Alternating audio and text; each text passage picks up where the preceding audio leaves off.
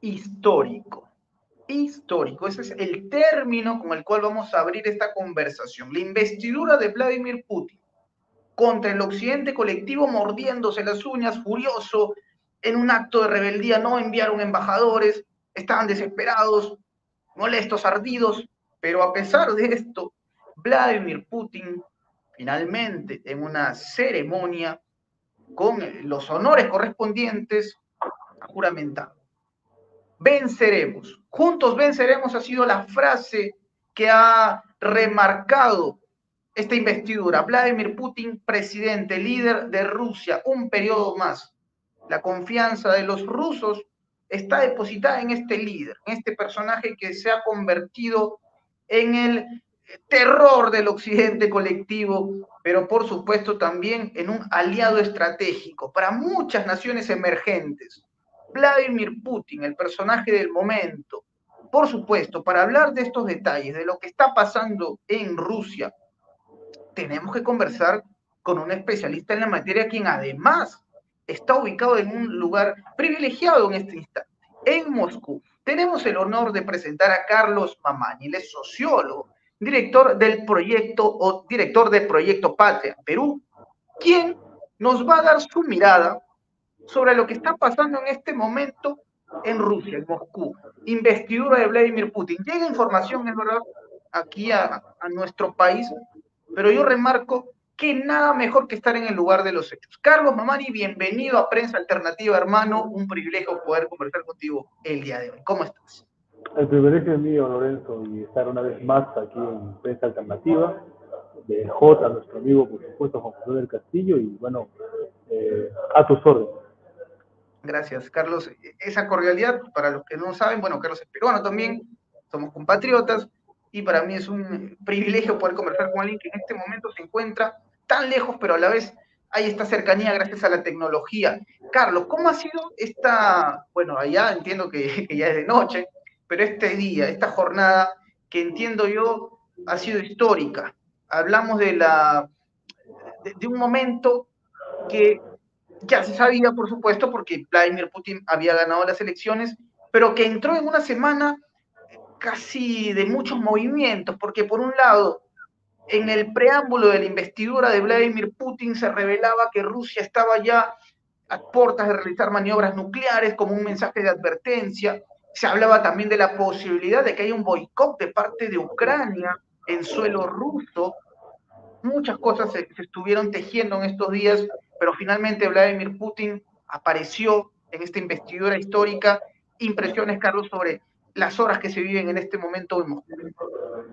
Bueno, en primer término, corroborar lo que tú dices, es un día histórico, porque ¿no? El profesor Alexander Dugin, que es el pensador más importante actual de la Rusia postsoviética, en cierta forma el ideólogo del régimen, hoy escribió un artículo, no es un artículo, es una reflexión importante sobre redes sociales, ¿no? O sea, es importante este día porque Putin se está relegitimando, ¿no? A través de una juramentación ante el pueblo ruso, ante la historia rusa, ante el Estado ruso, que simplemente hace pues leer que un gran gobernante digno de estar dentro del estandarte de los grandes gobernantes que ha tenido la Rusia histórica, pasando por su época zarista, comunista y actual época eurasianista. En ese sentido, el pueblo ruso está viviendo pues con alevosía, con mucha algarabía, este momento histórico, ¿no? El pueblo ruso se caracteriza en gran medida por su elevado nivel, si se quiere, sentido de patriotismo, es algo inherente, gente que independientemente de las profesiones, de las posiciones que se tengan, el patriotismo es algo que prevalece en la sociedad rusa y eso lo he podido ver, y nada más que pues que ante esta situación de tener un presidente que ha restablecido a Rusia en términos estratégicos, devolviéndole la categoría de superpotencia, convirtiéndole en un estado de civilización multinacional, multiétnico, multireligioso, pues algo histórico, efectivamente, ¿no?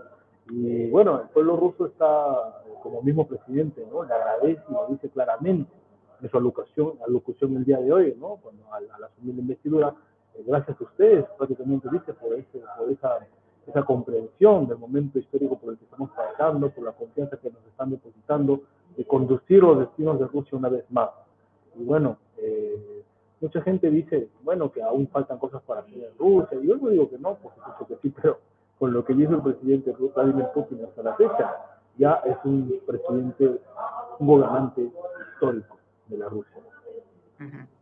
Y tú lo acabas de decir. La palabra histórica, en realidad, acá no estamos exagerando porque hablamos de una victoria categórica. Lo que ocurrió hace algunas semanas fue algo que bueno, ya quisiera Joe Biden decir que ganó con más Macron, del todo. 80% de votos en las elecciones que ya se vienen en Estados Unidos, no es fácil. Y ojo con un detalle no menor, que esta es una idea que yo tengo, Carlos, no sé si tú la compartas, que el gran error que han venido cometiendo los enemigos de Vladimir Putin es tratar de formar liderazgos pro-occidentales en Rusia, nada menos. Pro-occidentales. Bueno, Su idea de ellos, lo que podría ser beneficioso, es que aparezca un líder, un personaje como Navalny, por ejemplo, que en su momento, que en paz descanse, que en su momento fue considerado un mártir por ellos. Su idea era cocinar, preparar o esperanzarse en tener un personaje pro-occidental, algo que no ha ocurrido. La estrategia de Occidente ha sido un fracaso.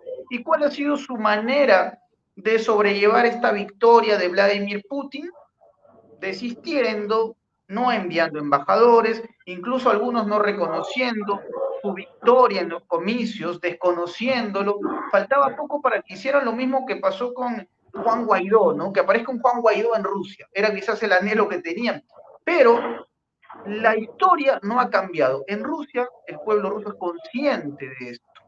¿Cómo es que Occidente, con sus narrativas, no ha podido penetrar en la sociedad rusa? Eso se ha vuelto imposible, impenetrable, obviamente, y que a pesar de su intención, su boicot, lo que hicieron fue fortalecer la imagen de Putin, sancionar a Rusia, bloquear, intentar socavar su economía. Lo que ha hecho es finalmente que los rusos le den su confianza a Vladimir Putin. ¿Cómo lo ves, Carlos? en efecto, en primer término lo que mencionas es cierto. O sea, esto de querer generar supuestamente líderes alternativos, oposición controlada, todo eso, bueno, es algo que se ha visto en varias latitudes del globo. Para el caso sudamericano hay un Guaidó, por ejemplo, ¿no? Que muy bien no le salió el chiste, dicho sea de paso. Y bueno, y para el caso de Rusia tampoco es la excepción, ¿no? Por años se vino hablando de Navalny, de la importancia de este señor, etcétera, etcétera, pero como dije también en este honorable espacio con José del Castillo en su momento, Navalny no es un líder de masa. O sea, hay que sacarnos esa idea de la cabeza. Navalny nunca ha sido un líder de masa. Navalny fue en su momento un líder de ciertos sectores, para variar, los sectores más acomodados de San Petersburgo, de Moscú, totalmente desentendidos de las clases populares, ¿no? Igual un calcado de Guaidó, pero al estilo, ¿no? Y bueno, sin entrar en más detalles, ¿no? Para que quede claro ese detalle, ¿no? O sea, Navalny es una generación, es una proyección de los aparatos de inteligencia occidentales, igual que en Venezuela, igual en otras latitudes del globo, ¿no? Siempre se llama esto desestabilización de régimen, ¿no? Se introduce a alguien, se financia a alguien, que en teoría va a estar contra un tirano, portando ideas liberales, democráticas, en fin, ¿no? Pero esto es simplemente la propaganda generada por Occidente y, bueno, resultó mal. Todo eso salió mal. Ahora, con respecto a lo que mencionas, o sea, el berrinche del Occidente de no mandar del Occidente colectivo a sus representantes diplomáticos, etcétera, etcétera. Pero yo me pregunto, o sea, yo asistí a la conferencia multipolar en febrero de este año, ¿no? A fines de febrero se hizo, dicho sea de paso, todo lo que sucede en Rusia actualmente, todo es histórico. Fue una conferencia muy histórica también, fue la primera conferencia multipolar a la que tuve el honor de asistir como parte de la delegación peruana. Fuimos solamente dos, el ingeniero Luis Medina del Instituto Schiller del Perú y mi persona. Y puedo dar fe, o sea, se habla de una Rusia aislada, se habló por bastante tiempo en los medios de comunicación occidentales, una Rusia aislada, sin amigos, una Rusia vilipendiada, ¿no? Con el patito feo, así prácticamente así nos lo pintaron en Occidente. Sin embargo, en esta conferencia multipolar fui testigo de la visita, ¿no? De la solidaridad internacional de más de más de 130 países a través de sus respectivas delegaciones. Por supuesto del sur global, por supuesto de la mayoría global. Ahora, si tú te das cuenta, no necesitas de Occidente para que te valide que tienes a la mayoría global de tu lado. Y pensando que el Occidente está pasando, no es el Occidente pues después de la Segunda Guerra Mundial, de los 60, 70, las épocas doradas de ese Occidente, eso se acabó.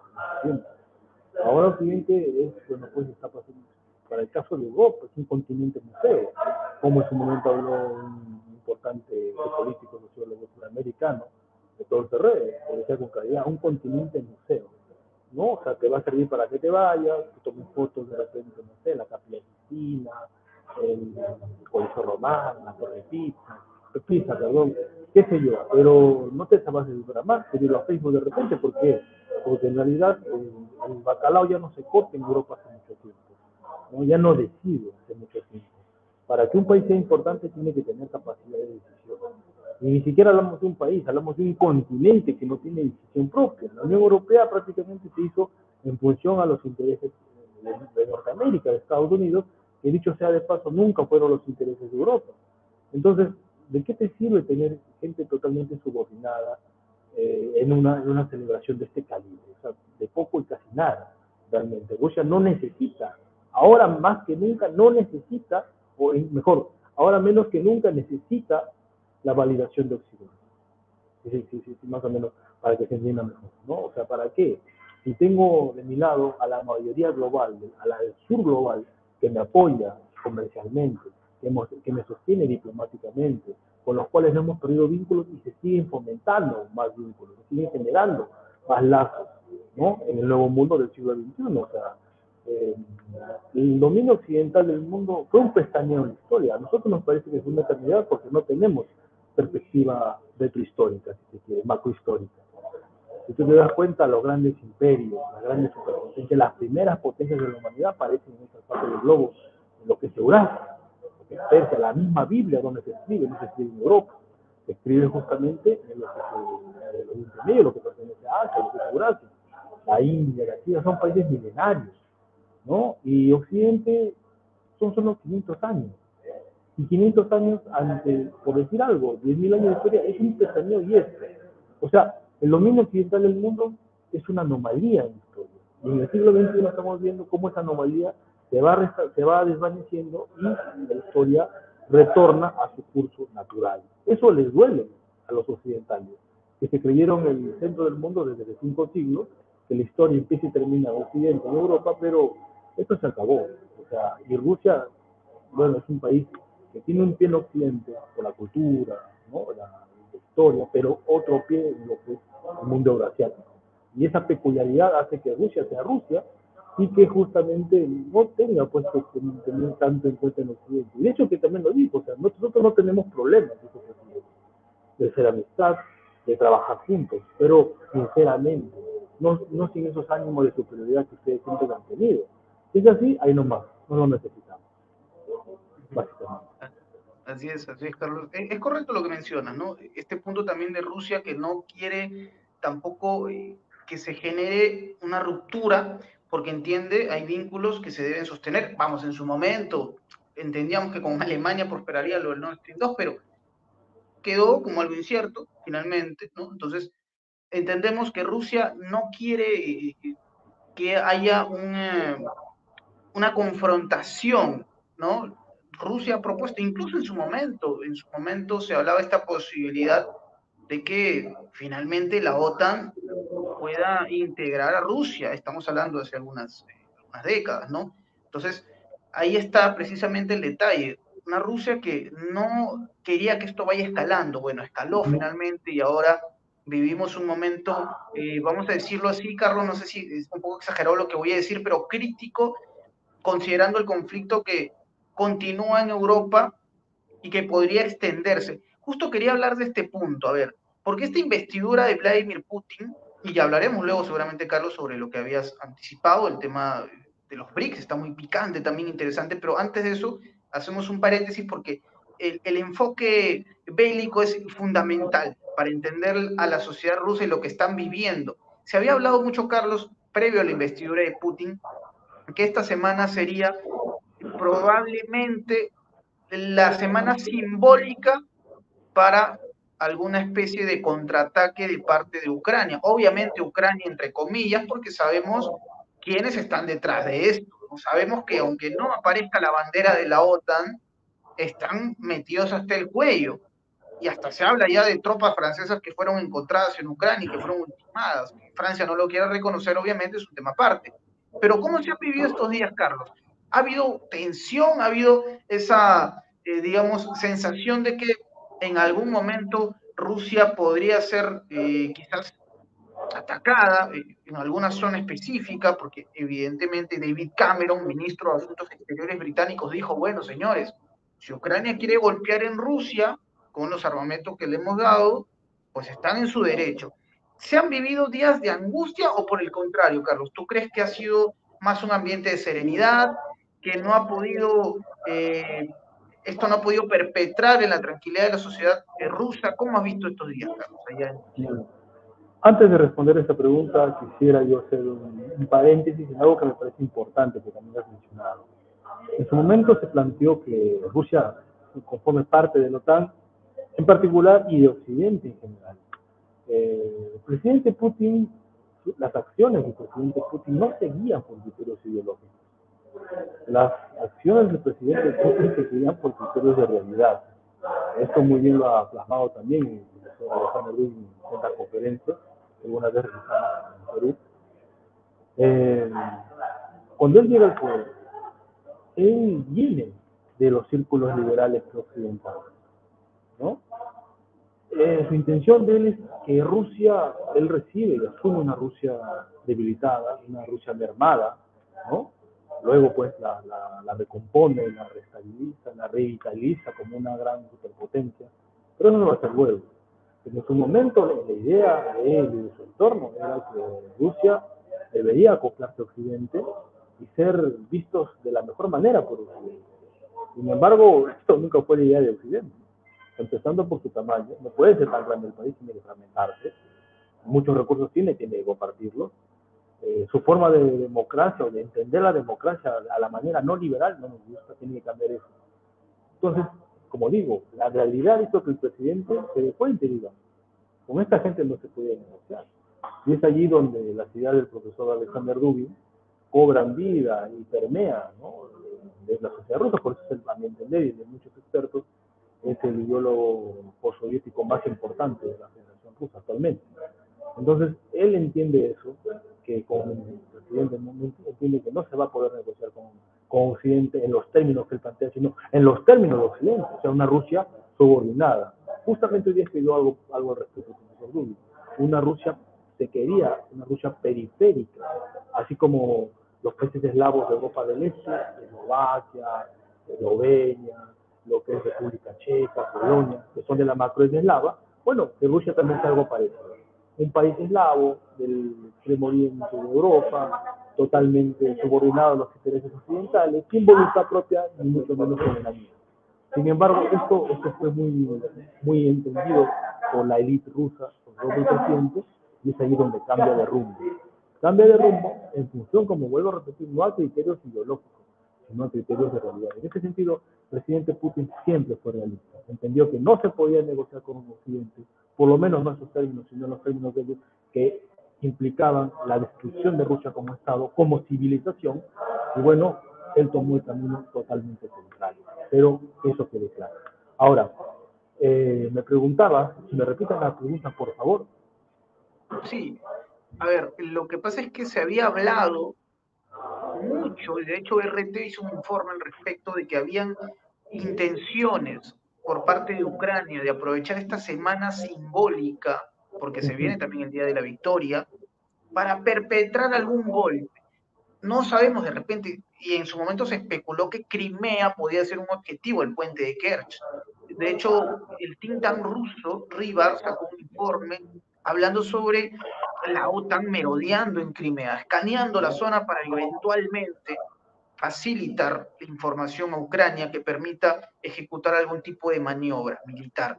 Entonces, estos días se han vivido con serenidad, ha habido más bien una especie de angustia, considerando que puede ser o podía ser una fecha clave para que los otanistas preparen algo contra Rusia. ¿Cómo ha visto, cómo se ha vivido esta semana en la sociedad rusa? Bueno, si te soy sincero, yo estoy 6 meses acá en Rusia, llegué en octubre, ya cumplí hace 21, 22, 6 meses, y lo que me llamó la atención poderosamente, por lo menos acá donde estoy en Moscú, es la tranquilidad de la sociedad. O sea, hay como un desentendimiento con lo que pasa en el Donbass, que también conozco, y es diferente ya, por obvias razones, ¿no? Pero la sociedad capitalista, la sociedad rusa, viene en una tranquilidad. Tú te vas al metro, toda la gente tranquila, como si tú no supieras, si trajeran en un helicóptero, en un avión, no si te llenaran los ojos, te trajeran a Rusia, no supieras que Rusia, es imposible que tú pienses que este es un país en guerra. Con eso te digo todo.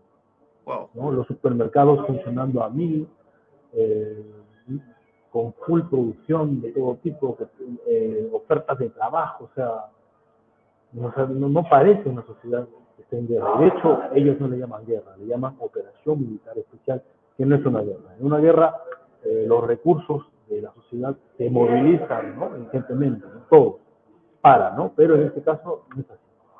Entonces, desde esa perspectiva, se ha ido hablando de diversas maniobras de la OTAN, parte también de la guerra psicológica que se quiere, ¿no? Promover, propalar, generar contra el pueblo ruso. Pero como se ha visto, o sea, es parte de la propaganda, parte de eso, pero vayamos a los hechos de la realidad concreta. La realidad concreta es que Ucrania no puede más, o sea, Ucrania ya perdió la guerra, han sido derrotados militarmente. ¿Cómo tú te das cuenta de eso? ¿Por qué? Porque ya no pueden mantener una guerra convencional. ¿Y qué les queda? El terrorismo. El terrorismo que hacen en Belgorod, que en su momento hicieron en Donbass, porque no pueden enfrentarse convencionalmente contra Rusia, ¿no? Y el hecho sea de paso, y usted que recibe también, terrorismo apoyado y solapado por Occidente, porque son con las armas de la OTAN y con las que se está haciendo ese terrorismo. O sea, eso no hay que perder de vista tampoco, ¿no? Entonces, no sé, se dice que de repente Josep Borrell, que no hay que dejar caer a Ucrania, que posible intervención del ejército europeo, etcétera, etcétera, etcétera. Pero yo me pregunto, ¿no? O sea, ¿es posible pensar que el soldado de la OTAN, de Europa, es mejor que el soldado ucraniano? Yo pienso que es completamente errónea esa perspectiva. Ucrania en su momento fue el mejor ejército de Europa. Según expertos como William Schreiber, un norteamericano muy serio que siempre sigo y recomiendo, ¿no? Un estratega muy importante, analista militar, lo dijo con claridad. O sea, en su momento, cuando todo esto empezó, Ucrania en su momento hacía las veces de los ejércitos conjugados de Francia, Italia y Alemania al mismo tiempo, exceptuando armas nucleares, que sí las tiene Francia todavía, ¿no? Entonces, o sea, ¿qué hace pensar a la gente? O sea, y en Ucrania, o sea, la sociedad no es progre, o sea, no es como en Europa, que tengo generales LGTB y todo ese tema, no existen esas cuestiones en Ucrania. En Ucrania es lo más parecido a los rusos que se quiere, es lo más parecido. Y se han enfrentado eslavos contra eslavos, una guerra civil prácticamente entre eslavos. Y, o sea, no van a hacer nada. Esos soldaditos que han mandado los franceses, como tú bien dices, ya prácticamente están feneciendo en territorio ucraniano, no lo van a aceptar. Bueno, se sabrá en su momento, pero no van a cambiar absolutamente nada. O quedan dos opciones: o se asume la derrota de la OTAN en Ucrania, porque eso es el fondo, no nos quedemos con decir la derrota de Ucrania, no, es la derrota de la OTAN con los mejores soldados de Europa, que son, mejor dicho, fueron los ucranianos, bueno, y todavía los pocos que quedan, ¿no? Porque o sea, ya es un ejército diezmado, es un país, un pueblo inmolado en nombre de los valores occidentales, ¿no? De la democracia, la liberal, los derechos humanos. ¿Y cómo les paga a los occidentales a los ucranianos? ¿No? Tengo un amigo en Alemania que vive hace 10 años y los ve. Bueno, los tienen haciendo colas para recibir una lata de atún, ¿no? A sus mujeres, a sus niños. ¿Quién les paga a Occidente? Mirándolos mal, como cualquier refugiado de cualquier otra parte. De ser blanco, de ojos azules, no les sirvió de nada. Interesante esa mirada, Carlos, para entender un poco más la perspectiva, porque claro, también hablemos mucho de lo que es la guerra psicológica, la propaganda, y también el reconocimiento a lo que es Rusia a nivel militar. potencia por donde se le mire, y ya se habla también de maniobras nucleares tácticas, con armas nucleares tácticas, mejor dicho. Entonces, ya hay advertencias que envía Rusia para los miembros de la OTAN. Si quieren entrar en el conflicto, bueno, este conflicto escalará y probablemente no se desarrollará solamente en territorio ucraniano. Hay palabras muy fuertes que ha dado, por ejemplo, Dmitry Medvedev, ¿no? El vicepresidente del Consejo de Seguridad y exmandatario, quien a través de las redes sociales envía mensajes directos a Estados Unidos, les dice a los congresistas, señores, ustedes no se van a poder esconder ni en el Capitolio, promotores de la guerra. El mensaje es muy claro, y creo yo que Rusia siente esto, que ya hay una victoria que se está tratando de consolidar, ¿no? Claramente, ya avanzando hacia Chasiv Yar, se habla mucho sobre este escenario del conflicto. De hecho, Carlos especuló también en su momento que ya vendría la gran ofensiva rusa, la ofensiva, lo que ya podría acelerar lo que a todas luces es la derrota de Ucrania y de la OTAN, por supuesto, haciendo énfasis, coincidimos contigo en ese punto, es una derrota de la alianza, es una derrota de la alianza, que no lo van a admitir, que seguramente se reconfigurará Ahí está en lo cosas. peligroso. Sí, Ahí está correcto. lo peligroso. Uh-huh. Sí, en efecto, lo peligroso porque o sea, es una humillación. O sea, si todo el mundo sabe que la OTAN va a ser derrotada en Ucrania, o que ya está siendo derrotada en Ucrania, o sea, inmediatamente el resto se va a levantar también, ¿no? Le van a faltar más el respeto. Bueno, eh, esto se sigue fomentando desde Occidente, se habla de una ofensiva rusa, pero Rusia no tiene necesidad de esto cerrarlo de golpe, porque entiende y comprende que a más, o sea, Rusia tiene capacidades, como se dice, de aguante, ¿no? Para soportar este escenario más allá de lo que Occidente piensa. Occidente no tiene esas capacidades. Miremos Europa. Europa no está en guerra directa con Rusia, pero miremos cómo está su economía. Está entrando en una dinámica de economía de guerra. Están escaseando recursos. Miremos Alemania, cómo ya no es la locomotora de la Unión Europea, es la ex locomotora de la Unión Europea actualmente. ¿Cómo es que esta situación energética, bueno, y ahí quien los manda, pues, ¿no? Si tú no te al tanto a meterse de lleno con el tema de las energías renovables, las energías verdes, ¿a quién los manda a desmantelar sus centrales eléctricas de carbón, a desmantelar sus centrales eléctricas nucleares? ¿No? O sea, ahí otro detalle. Y ahora con esto de las sanciones, ¿quién pagó pato más? O sea, ¿quién se fue arriba y quién se fue abajo?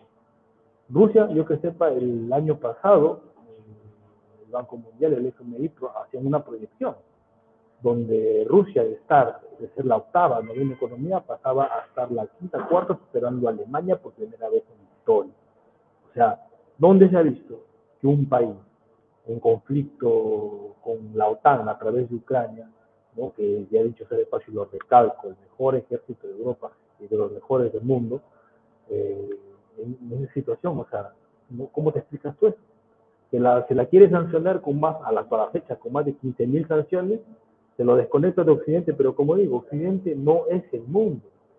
El mundo siempre será más grande que Occidente, siempre será más grande que Estados Unidos, y ahí está el global, ¿no? Se desconecta del Occidente como que si China y la India por juntos no se supiera que conforman la masa demográfica más grande del planeta. O sea, el mercado importantísimo, mucho más que incluso. O sea, de todos modos, a Occidente le ha salido, cada acción contra Rusia le ha salido mal. Y eso es peligroso porque a medida que va mal, o sea, esta gente dice, no, hay que parar la mano, no. Esta gente tiene la costumbre, si algo no va mal, bueno, hay que pisar el acelerador hasta adelante. La fuga, la famosa fuga hacia adelante. Entonces, estamos viendo cómo es que se está planteando escenarios donde va a haber un ataque por parte de la OTAN a Rusia. Y yo digo, o sea, como dices, no es que Rusia necesite esto de una vez, hacer una ofensiva, ¿no? A Rusia le conviene que esto siga porque además esto sigue, el debilitado va a ser Occidente, va a ser Rusia, van a ser las poblaciones dentro de la Unión Europea, que de hecho ya están haciendo, lo van a hacer más al ir a las calles, poner en cuestionamiento a sus entre comillas líderes, etcétera, etcétera, ¿no? Entonces, esto sí es un tema para analizarlo no solamente en el plano militar. Por supuesto que parte de, pero hay que ver las implicancias sociológicas y económicas que esto tiene. No solamente en Rusia, como digo, o sea, en Rusia no parece, o sea, es increíble, yo mismo me sorprendo, ¿no? Y ahí sí le dio la profesora Alexander Rubin cuando dice que vive como una apatía dentro de Moscú, porque no ven el conflicto de cerca, siguen su vida normal, o sea, nadie se va a dar cuenta que su país sería un país en guerra. Entonces, estamos viendo cómo es que esta situación va a seguir escalando. Lo peligroso es eso, que esto escale más allá de lo debido y que se haga uso del armamento estratégico. De hecho, alguna vez el presidente Putin, cuando empezó todo esto, le dijo a Macron, nosotros tenemos mucho más capacidades que todos ustedes juntos, así que si ustedes quieren ir a las últimas consecuencias, lo podemos hacer, no tenemos ningún problema con hacerlo. Ahora, yo veo también que se plantea al presidente Vladimir Putin como alguien prácticamente inflexible, ¿no? Como un cuasi un neo-Stalin, si se quiere, ¿no? Pero nada que ver con la realidad. Dentro del ejército de la Federación Rusa hay una línea, no solamente del ejército, sino también de militares y de políticos, ¿no? Que plantean lo que se llama la línea dura, es decir, el uso de armas nucleares tácticas, no estratégicas, que son las que no estamos acostumbrados a ver, destrucción de ciudades masivas, millones de muertos, no, sino armas tácticas de bajo nivel de kilotones, si se quiere, ¿no? De kilotaje, digamos, de medio kilotón, de un octavo de kilotón, solamente para destruir infraestructura estratégica, energética, militar, digamos, una represa, un cuartel, etcétera, etcétera, ¿no? Haciendo lo menos daños posible. Entonces, existe dentro de la ley militar rusa esa condición que propugna que el presidente debería justamente aplicar esta ley y, ante esa situación, declarar a la OTAN como una organización terrorista, ¿no? Mucha gente no está de acuerdo con el presidente por tanta liviandad al respecto, porque por tanta, si se quiere, paciencia, ¿no? Sino ellos abogan que desde ese momento debería haberse hecho esto, declarar a la OTAN en función a la ley militar rusa como una organización terrorista y desarrollar una operación militar antiterrorista a escala internacional en todos los países de la OTAN, empezando por la Unión Europea, Estados Unidos, ¿no? Solamente con infraestructura estratégica. Ellos ya tienen todo, todo lo tienen planificado. Ellos lo tienen absolutamente todo mapeado. Ellos les cuesta ¿cuánto tiempo? 10 minutos. Usando armas nucleares tácticas, guerra electrónica, los sistemas Murman, por ejemplo, ¿no? Se podría retornar a la edad de piedra de todo lo que es la Unión Europea, cortar la electricidad, dejarlos sin internet, sin comunicaciones, así, en 10 minutos. Pero no se hace, ¿por qué? Porque el presidente, al menos yo especulo, ¿no? Tiene otra perspectiva al respecto, ¿no? Entiende que a mayor tiempo que pasa, ¿no? Esto se agrava más que para Rusia, ¿no? Para el propio Occidente. ¿No? Y al final y a la larga va a terminar en la cohabitación, sobre todo de Occidente, de su población, cansada, ¿no? Y acostumbrada siempre al primer mundo, que ya he dicho sea de paso, cada vez es menos, y que bueno, ¿no? Y es que yo me pongo a pensar en lo que menciona Carlos, con cómo es que están calculando todo desde Rusia, que en verdad el conflicto lo afrontan como una partida de ajedrez. Del lado de Occidente parece más que lo afrontan como una partida de ping-pong, ¿no? Acelerados, siempre con esa dinámica casi sinuenta. Nos falla esto, vamos con esto, fallamos con esto, vamos Sí, con esto. y con esa dinámica, esa intensidad que, vamos, en algún momento la diferencia con una partida de ajedrez es que te da posibilidad de calcular, pensar, y Rusia lo está haciendo de una manera, bueno, los resultados están, no estamos inventando, la caída de Ucrania en términos militares, y obviamente con el respaldo de la OTAN, es evidente, no hay cómo mentir sobre esto, o sea, el día que alguien quiera hacer una película, el día de mañana en Hollywood sobre el conflicto en Europa del Este, y hable de lo que está pasando en Ucrania, no hay cómo vender otra realidad, salvo que lo vendan como una ficción, ¿no? Pero no hay forma de desconocerlo. Rusia está, digamos, consolidando su victoria, es un hecho. Entendemos que lo que falta sencillamente es la consolidación en términos, vamos, no sabemos si en algún momento va a pasar, yo lo dudo, que el señor Zelensky saque bandera blanca. No sé si llega a pasar algo como esto o que Zelensky se mantenga en el poder cuando esto termine. Es algo que yo también dudo. Pero, desde luego, Y en su momento estuvo cerca, ¿no? Claro que Boris Johnson lo jaló de las orejas y dijo, no te rindas. Pero más allá de eso, pareciese que este 2024 se estaría ya cerrando un círculo. Esperemos por el bien, insisto yo en este punto, el bien de la humanidad. No queremos más pérdidas mortales, ¿no? Hay guerras, hay conflictos y eso desde luego no es algo que deba celebrarse, digamos, pero entendemos que Rusia también está cumpliendo un rol. Y la guerra no es que empezó en febrero de 2022, ha sido muy enfático en ese punto Vladimir Putin. La operación militar parte, entre otras cosas, porque ya años anteriores había eh, una suerte de espectro neonazi en Ucrania, ¿no? Los ucranazis le decían algunos, desde luego un odio visceral contra los rusoparlantes en Ucrania y esa necesidad de poder machacarlos, pero obviamente Vladimir Putin, en su rol de mandatario también, vio que era momento de dar un golpe de autoridad. Y fue lo que pasó en febrero de 2022. Pero ahora entrando a otro terreno, Carlos, que también es importante, porque obviamente Rusia también tiene negocios importantes, alianzas importantes en el mundo, en el sur global. Los BRICS entran en un momento clave. Mira tú que ya en Bolivia, ojo, están esperanzados, acercándose cada vez más a esta posibilidad de ser un socio de los BRICS.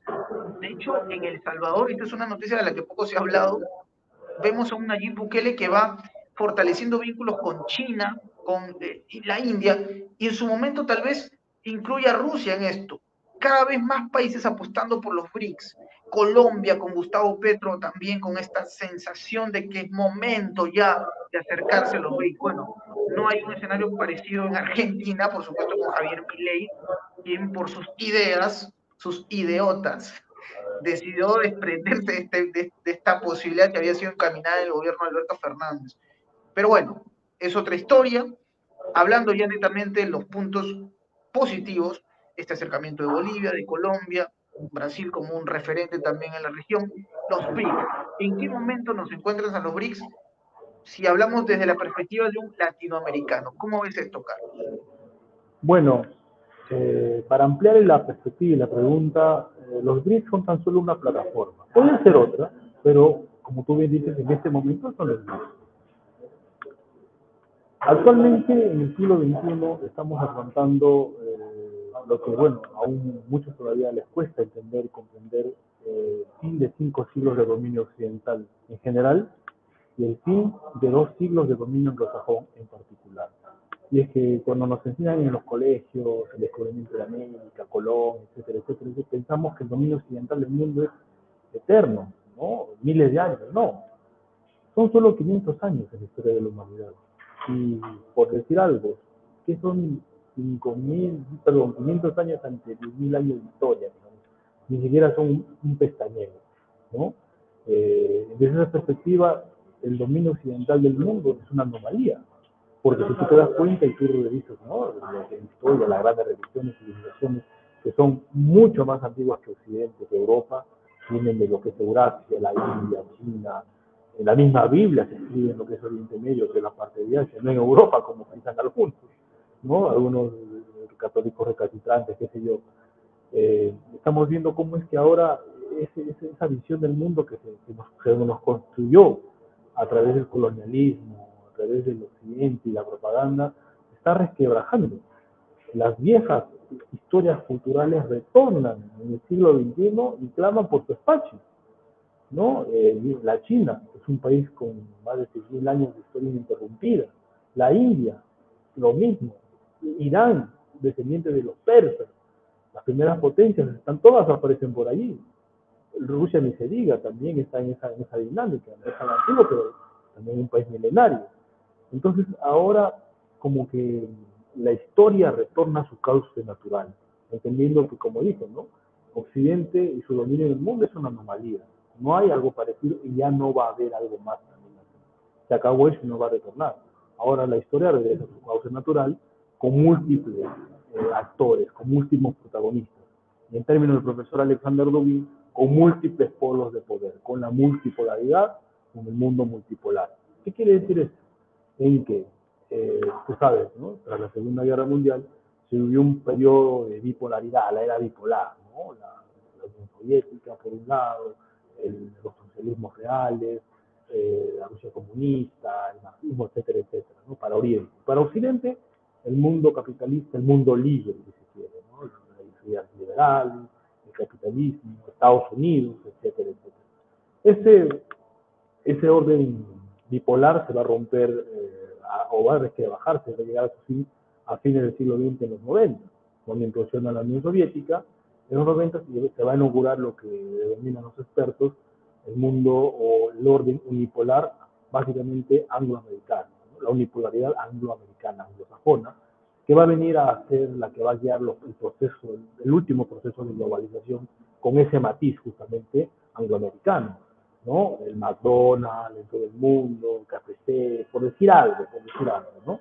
Entonces esto se va a generar así y ellos supuestamente a través de la globalización abran los mercados, vendan todo, todos somos lindos, todos somos iguales, el mercado asegura la paz mundial, no va a haber guerras, etc. Toda esta ficción se rompe, se resquebraja, algunos, ahí hay una discusión entre los expertos, algunos dicen que ¿no? En los 90, mismos 90, con la guerra de Yugoslavia, ¿no? La primera gran guerra dentro de lo que es Europa tras la Segunda Guerra Mundial, ¿no? La invasión y la masacre que perpetra la OTAN, ¿no? En términos terroristas contra la población serbia. Bueno, otros van a decir que en el 2008, con el ascenso de China en lo económico, y otros van a decir en el 2014 con el conflicto, el primer conflicto con Ucrania de Rusia. Sea como sea, es que el consenso es que a inicios del siglo XXI, este orden unipolar, anglosajón, atlantista, que había, vamos a decir, hecho del liberalismo, en lo económico, en lo cultural, en el individualismo, en lo axiológico, como los pilares de la civilización occidental, se resquebraja, ¿no? Y empieza a emerger un mundo multipolar, o bueno, que ya estaba en ciernes, pero que habían estos actores restablecido capacidades para poder hacer frente a Occidente, ¿no? En el caso de Rusia, en términos estratégicos militares, con, por supuesto, el protagonismo del presidente Vladimir Putin, que él la reconfigura y la restablece y la retorna a ser una superpotencia con términos básicamente militares, ¿no? China, que actualmente ya es, pues, ha superado a Occidente en términos económicos, ¿no? Es el PIB más grande del mundo, toda la infraestructura, todo el PIB global se ha trasladado para esas partes del Asia, con especial mención de China. Entonces, el mundo cambió totalmente. En un abrir y cerrar de ojos, porque es poquísimo tiempo, una década, los 90, donde escribió incluso un libro, un señor llamado Francis Fukuyama va a escribir El fin de la historia del último hombre, tras la caída de la Unión Soviética en los 90, y dijo, bueno, pues ganó el capitalismo libre, el mundo libre, Estados Unidos como gran hegemón, nadie tiene derecho a decir nada, todos tienen la obligación de seguirnos a nosotros damos la última palabra y todo el mundo tiene que seguirlo. Y el que no lo sigue, bueno, pues lo invadimos. Ahí está Irak, está Libia, está Siria, etcétera, etcétera. Entonces, ahí se configura el mundo y ellos siguen pensando, y de hecho, los marcos teóricos de los servicios diplomáticos occidentales y occidentalizados, como en el Perú, siguen todavía bajo ese formato, ¿no? De la unipolaridad angloamericana, pero eso ya cambió. El orden internacional, y no sé si decir orden, yo estoy en discrepancia con los expertos o con ciertos expertos que hablan de un orden. No sé si decir un orden, porque lo que menos hay ahora es un orden, hay un desorden.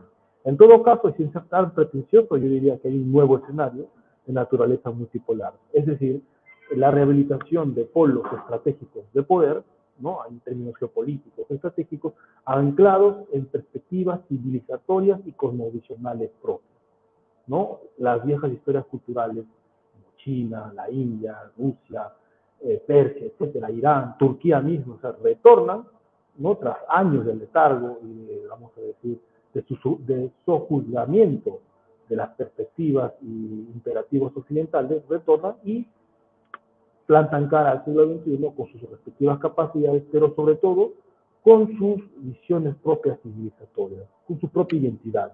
Tenemos el derecho a ser y estar en el siglo XXI y de existir, y nadie nos va a quitar ese derecho, ¿no? Y es así que Rusia lo está haciendo a su modo, la China a su modo, y bueno, Occidente no es que Occidente va a dejar de ser o que va a pasar a un segundo plano. Estados Unidos va a seguir siendo un país importante, un polo importante, pero ya no va a dar las reglas de cómo se tiene que mover el mundo en el siglo XXI, de cómo quién se tiene que gobernar, con quién se tiene que comerciar, si esto es bueno, si es malo, júntate, no, ya no funciona así, ya lo estamos viendo, a raíz del conflicto ruso-ucraniano, el orden occidental basado en reglas, ¿no? Esas tesis de los kaganistas, Victoria Nulla, Robert Kagan, simplemente ya se están resquebrajando y vemos también al mismo tiempo una agresividad sin precedentes, ¿no? El tema de la embajada ecuatoriana, el tema de la embajada iraní, por ejemplo, o el tema de Israel, o sea, es parte de esa agresividad de un occidente que se rehúsa a comprender las nuevas dinámicas del siglo XXI. Entonces, más o menos eso es un cuadro general que yo podría darte, estimado Lorenzo. Correcto, Carlos, es una reflexión bastante interesante. Bueno, tú lo mencionaste, este orden que en verdad más parece un desorden, pero habla precisamente de esta necesidad de que por fin se entienda, se comprenda que los tiempos han cambiado, que el mundo es otro y que tienen que asimilarlo desde Occidente. Las guerras que han venido exportando de esta potencia del norte, llegan ya a un punto en el cual digamos, no van a traer más allá de claramente una ganancia para la industria armamentística, pero no van a dejar nada en absoluto para sus propios ciudadanos. Y seguramente se verá reflejado en las urnas cuando en noviembre se disputen las elecciones, ¿no? Yo creo que lo que ha venido ocurriendo en Ucrania, de hecho en la franja de Gaza también, va a generar un masazo de realidad para los demócratas. Es muy probable que esto finalmente también afecte esta actitud tomada por Joe Biden en el plano global, ¿no? El ciudadano estadounidense entiende también que esto es algo que en algún momento podría salpicarle, más allá de la zona en la que se encuentran, si hablamos de un tema geográfico, un conflicto es un conflicto, ¿sí? Es algo que tienen que considerar y entendemos también, como decimos en Perú, Carlos, apechugar, entenderlo, asimilarlo. El mundo cambió, señores, cambió y es momento de entenderlo y dejar, por supuesto, de insistir con las guerras, los conflictos. En fin, Carlos, yo te quiero agradecer por tu presencia y quisiera invitarte a hacer una reflexión de todo lo Antes que... de Sí, esa reflexión, discúlpame, se me estaba olvidando, me sí, estabas preguntando por los BRICS. Y aquí sí, con esto vamos cerrando, me parece. sí, Y en este correcto. contexto que planteo, ¿no? que te manifiesto, ¿no? De cómo se está moviendo el mundo, cuáles son las nuevas dinámicas internacionales por las cuales está atravesando el mundo del siglo XXI, una plataforma para el mundo multipolar y los protagonistas de este mundo multipolar son los BRICS, ¿no? Que otra vez seguían por el más duro y puro pragmatismo. Ahí te vas a encontrar, bueno, eh, por ejemplo, Putin no es igual que el presidente de Sudáfrica, ni mucho menos, pero tienen cosas en común, que es, como alguna vez el presidente Putin en sus conferencias dijo, o sea, él habló de libre comercio, de libre mercado, algo que ha sido presionado por los propios occidentales, porque ¿cómo puedes hablar tú de libre mercado si tú le prohíbes a tal que comerse a Y que comerse con eso? O sea, eso no es libre mercado, eso es una imposición. Entonces, mencionabas el caso de Bukele, mencionabas el caso de Bolivia, mencionabas el caso de Venezuela. Me parece que no solamente de ello, ¿no? Sin mencionar el caso de Argentina, frustrado de momento de Argentina por ese presidente que la verdad que a mi entender yo creo que debería más estar en tratamiento psicológico que de presidente, ¿no? Pero en fin, bueno, decisión de los argentinos, ¿no? ¿Qué vamos Coincidimos. a decir? Entonces, ¿por qué sucede esto? ¿Por qué la mayoría de países históricamente postergados sur global se está o intenta acoplarse, acercarse a esta nueva alternativa, básicamente de comercio, básicamente de intercambios energéticos, de intercambios de materias primas? ¿Por qué? Porque tiene mucho más que ofrecer. El G20 y todas las potencias occidentales en sus estructuras comerciales siempre te imponían las cosas. Te decían primero, bueno, vamos a exigir de repente aquello, esto, sí, pero con nuestras condiciones. Los otros no dicen nada de eso. China tiene un banco de nombre largo que no recuerdo ahora, que cuando presta dinero, de momento se me acabó esto. No, tranquilo. No te preocupes, Carlos. Estamos en prensa alternativa justo hablando de estos detalles que pasan en un programa. que tiene que ver con una reflexión que está haciendo en este momento precisamente Carlos sobre los BRICS. Continúa, por favor, querido Carlos. Entonces, estaba diciendo, entonces, por lógica, por instinto, simplemente, obviamente tú vas a buscar tu beneficio. ¿Quién ofrece más? Más barato, más bueno, mayor cantidad, evidentemente los BRICS. Las mayores cantidades de materias primas probadas, de petróleo, de gas, de granos, de fertilizantes, las poseen estos países. Sin contar que próximamente se va a acoplar Venezuela. Yo creo que Venezuela va a ser el país con más probabilidades dentro de Sudamérica de acoplarse a los BRICS. Argentina tenía una muy buena posibilidad, pero bueno, para eso está Milei, justamente. Milei, no hay que perder de vista eso. Milei entra al poder por una estrategia de los medios de comunicación bajo la intervención y la conducción de los aparatos de inteligencia occidentales para que este señor pueda ingresar allí. O sea, él no aparece de la nada. Un señor que más parecía un cómico a presidente, bueno, tiene toda una explicación, ¿no? Y el objetivo estratégico fundamental era eso, alejarlo de los BRICS, y eso se hizo. De momento, ¿no? Esperamos que esto cambie en el futuro y, bueno, se catalicen otros procesos para el resto de la región, porque hay que ir, en estos momentos no nos podemos guiar por criterios ideológicos. La política exterior no puede guiarse por criterios ideológicos, tiene que guiarse por criterios de realidad. ¿No? Nosotros nos falta esto, aquellos tienen eso, ¿a cuánto lo tienen? ¿Más barato, mejor, más bueno? Bueno, nosotros tenemos aquello, entonces podemos intercambiar, podemos hacer negocios. Y ese es el espíritu fundamental de los BRICS y de otras plataformas que seguro a lo largo del siglo XXI podamos ver. De momento yo te agradezco esa cordial convocación que me has hecho, convocatoria, esta invitación, ¿no? De un peruano a otro peruano, ¿no? Y de verdad, como siempre, y una vez lo dije, Prensa Alternativa hace honor a su nombre, porque justamente hace prensa alternativa, ¿no? Mucha gente se pone el eslogan alternativo, pero estamos lejos de ser alternativo. Lo alternativo es eso, es que todos tengan una perspectiva, por más diferente que sea, la puedan decir, la puedan compartir, la puedan debatir, y bueno, para eso estaremos aquí. Cuando tú quieras, Lorenzo, aquí a tu público, un saludo, por supuesto, Jota, y a todo el equipo de Prensa Alternativa del Perú. Un fuerte abrazo desde Moscú y un compartir. Muchas gracias. Gracias por eso, Carlos. Nos despedimos entonces después de estas palabras. Nuestro invitado, querido público, los invitamos a suscribirse a Prensa Alternativa, denle like, comenten, compartan, que es totalmente gratis y que ayudará a que este mensaje llegue a mucha más gente. Nuevamente, Carlos, querido compatriota, te agradezco por tu tiempo, ha sido un honor. Estaremos seguramente conversando en una próxima oportunidad sobre lo que está pasando en Rusia y lo de los BRICS. Qué interesante lo que has contado de la situación de Venezuela y este acercamiento con el bloque. Entonces, esperemos en una próxima conversación profundizar en esto, que es un factor importante también. Se va a hablar mucho de Venezuela porque se vienen las elecciones. Ojo con ese detalle. Venezuela estará en boca de todos, se los aseguro, en los próximos días. Querido público, nos despedimos. Mi nombre es Enzo Enchante. Nos estaremos reencontrando en una próxima ocasión. Adiós.